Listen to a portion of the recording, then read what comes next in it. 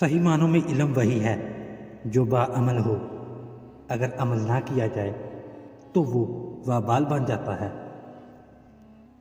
جس شخص کو اللہ تعالیٰ پسند کر لے اسے کیا پرواہ کہ مخلوق اسے پسند کرے یا نہ کرے۔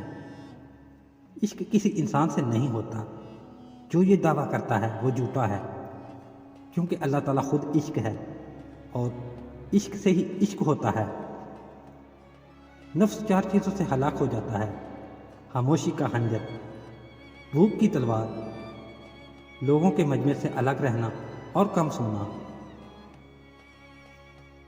جب تک تجھے معرفت حق حاصل نہیں تو کسی رہبر کامل کی تلاش کر تاکہ تو اللہ تعالیٰ کو اپنا دوست بنا سکے۔ علم ایک روشن شاہراہ ہے اور ہادی ایک رہنما ہے۔ اس راہ میں بے علم آدمی محض بیل و گدھے جیسا حیوان ہے۔ میں ناقص و شرمندہ کو نصیحت کرتا ہوں کہ اے ناقص، ہوائے نفس سے بات آ جا اور خدا کی طرف آ جا۔ مرشد کامل وہ ہے جس کی ایک نظر 1000 سال کے سجدوں سے زیادہ فضیلت اور علم رسمی سے زیادہ اثر رکھتی ہے۔ نفس دشمن ہے، اس کی طلب پوری نہ کر، تیرے لیے اس کی موت اس کی زندگی سے بہتر ہے۔ جس کا دل غنی ہو جائے پھر اسے دنیا کے مال و دولت سے کوئی سروکار نہیں۔ نفس سے ہوشیار رہو، خدا اس کے شر سے محفوظ رکھے۔ فقیر کے لیے لازم ہے کہ ہر دن کو روز محشر خیال کرے، اس دن کے حساب کتاب کے لیے اپنے آپ کو تیار کرے۔ جو شخص اس میں اللہ تعالیٰ سے منع کرتا ہے وہ یا تو کافر ہے یا منافق ہے اور یا حاسد و متکبر۔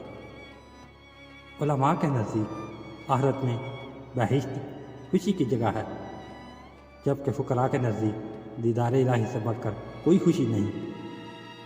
کھانا اور سونا عشق کے مرتبے سے انسان کو دور لے جاتے ہیں، اس لیے اس سے اجتناب ہی منزل عشق کی انتہا تک لے جانے کا باعث ہے۔